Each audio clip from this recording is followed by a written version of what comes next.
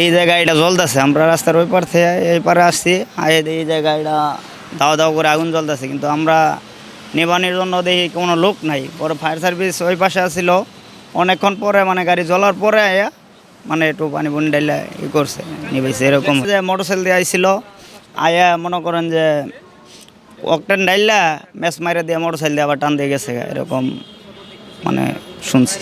এটা ঠিক না, এটা আমরা সুস্থ তদন্ত এবং কি সুস্থ বিচার চাই যে এরকম গাড়ি পরিবহন শ্রমিকের এটা এটা হয়রানি। এই গাড়ির ড্রাইভারকে মনে করেন যে ধরে নিয়ে গেছে পুলিশে, এই গাড়ির ড্রাইভারের কি দোষ? এটা পরিবহনের একটা হয়রানি না? দেশের সম্পদ এটা পুইরা দিয়ে মনে করেন যে ক্ষতি করলো না।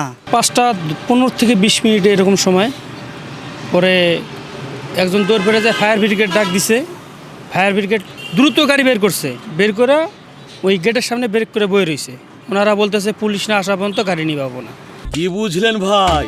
অনলি যেটাই চাই। পরে তো আমরা এসে দেখি যে গাড়ির অবস্থা, পুরো গাড়ি আগুন। পরে তো তাৎক্ষণিক অনেক রিকোয়েস্ট করার পর ওনারা গাড়ি ঘুরে নিয়ে গাড়িতে পড়াই শেষ, পরে এসে মনে করেন যে নিভাইছে আগুন। সিসিটিভি ফুটেজে দেখা গেছে এটা পালসার দিয়ে 3টে লোক আসছিল, আসার পর 2জন অকটেন নিয়ে আসছিল। অকটেন নিয়ে আসার পর 1-2 মিনিটের মধ্যেই গাড়িতে আগুন লাগাই দিয়ে ওরা চলে গেছে হুন্ডে দিয়া। স্বৈরাচার সংগঠন যারা আছে ওরা তো ওই যে 13 তারিখে নাকি এদের কি প্রোগ্রাম দিছে, ওই প্রোগ্রাম এরা সফল করার জন্য, আর ওদের প্রোগ্রাম তো আর সফল করবো না কেউ, কিন্তু স্বৈরাচারের কথায় তো আর কেউ জাগন দিব না। তখন তো ইয়া করে কিছু কিছু জটিকা মিছিল, এই গাড়ি পুরানো এগুলি শেষ রাইতে আইয়া নিরহ মানুষের ক্ষতি, এই আর কি।